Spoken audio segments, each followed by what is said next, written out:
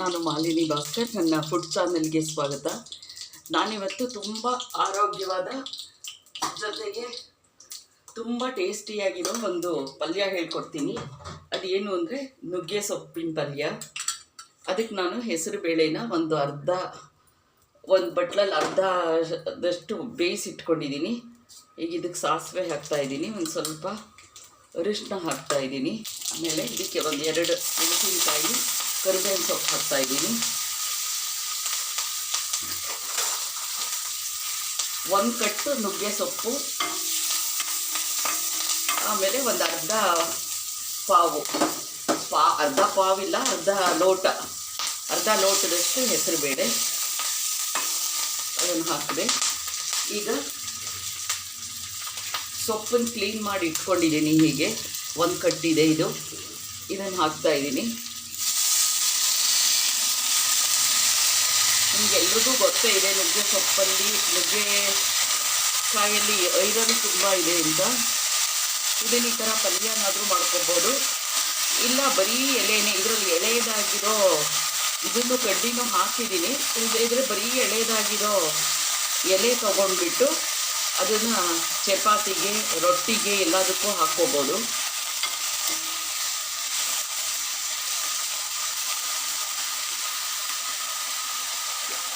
ರುಚಿಗೆ ತಕ್ಕಷ್ಟು ಉಪ್ಪು ಹಾಕ್ತಾಯಿದ್ದೀನಿ.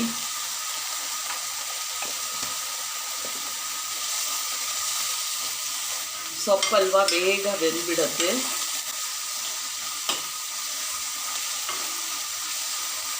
ಈಗ ಇದಕ್ಕೆ ಬೆಂದಿರೋ ಹೆಸರು ಬೇಳೆನ ಹಾಕ್ತಾಯಿದ್ದೀನಿ.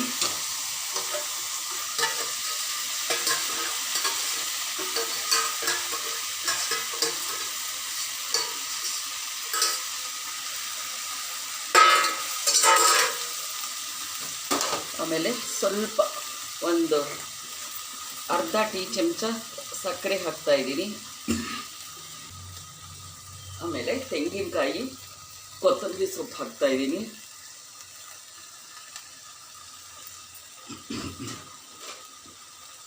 ತುಂಬ ಬೇಗ ಆಗುತ್ತೆ ಇದು.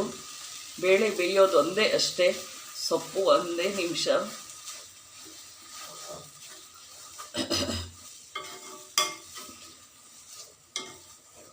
ಇದು ಅನ್ನ ಕಲಿಸ್ಕೊಳ್ಳೋಕ್ಕೂ ಚೆನ್ನಾಗಿರುತ್ತೆ, ಚಪಾತಿ ದೋಸೆಗೂ ಚೆನ್ನಾಗಿರುತ್ತೆ. ನೋಡಿ, ರುಚಿಯಾದ ಆರೋಗ್ಯಕರವಾದ ನುಗ್ಗೆ ಸೊಪ್ಪಿನ ಪಲ್ಯ ರೆಡಿಯಾಗಿದೆ. ವಿಡಿಯೋ ನೋಡಿದ್ದಕ್ಕೆ ಧನ್ಯವಾದಗಳು. ಲೈಕ್ ಮಾಡಿ, ಶೇರ್ ಮಾಡಿ. ಸಬ್ಸ್ಕ್ರೈಬ್ ಆಗದೇ ಇರೋರು ಖಂಡಿತ ಸಬ್ಸ್ಕ್ರೈಬ್ ಮಾಡ್ಕೊಳ್ಳಿ. Thank you very much.